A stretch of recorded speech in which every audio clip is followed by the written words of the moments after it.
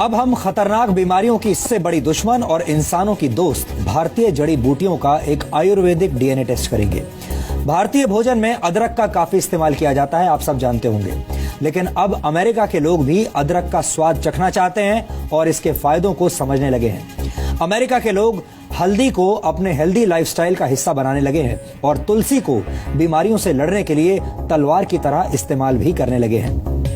America सहित पूरी दुनिया में आयुर्वेद की लोकप्रियता अब बढ़ रही है और आयुर्वेदिक इलाज के सकारात्मक परिणामों को देखते हुए अमेरिका ने कैंसर के इलाज में आयुर्वेद को आजमाने का अब फैसला किया है और इसी दिशा में अमेरिका के स्वास्थ्य विभाग ने एक महत्वपूर्ण फैसला किया है। इसके लिए यूएस डिपार्टमेंट ऑफ हेल्थ ने भारत के आयुर्वेदिक संस्थानों के साथ हाथ मिलाया है। अमेरिका अब आयुर्वेदिक तरीके से कैंसर के इलाज की संभावनाएं तलाशना चाहता है और इतना ही नहीं, अमेरिका के नेशनल इंस्टीट्यूट ऑफ हेल्थ ने अदरक की एक विशेष प्रजाति द्वारा कैंसर के इलाज पर 3,574 रिसर्च पेपर तैयार किए हैं। इसके अलावा NIH ने हल्दी से कैंसर के इलाज पर भी 1,161 रिसर्च पेपर्स तैयार किए हैं। इसके अलावा अमेरिका ने अदरक के फायदों पर भी 2,500 स्टडीज की हैं।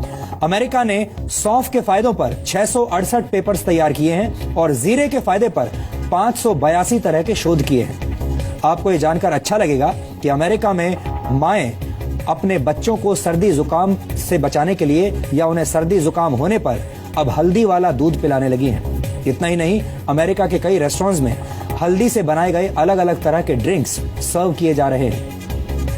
लॉस एंजलिस के एक रेस्टोरेंट में सेब के जूस, लौंग, अदरक, काली मिर्च और हल्दी को मिलाकर बनाया गया एक ड्रिंक इन दिनों बहुत लोकप्रिय हो रहा है।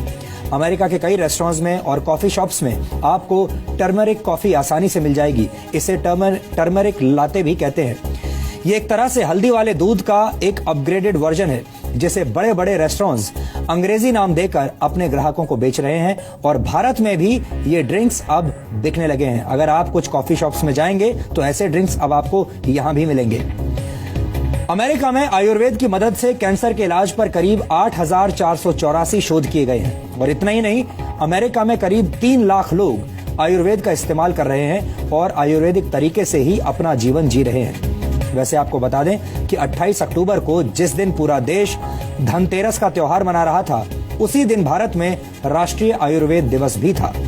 धनतेरस भगवान धनवंतरी की याद में मनाया जाता है। धनवंतरी को आयुर्वेद का देवता माना जाता है, लेकिन हमारे देश में ज्यादातर लोग धनतेरस के दिन नए बर्तन और नया सामान घर लेकर आते हैं और शायद ही किसी को ये याद रहता होगा कि ये दिन आयुर्वेद के देवता धनवंतरी को याद करने का दिन भी है।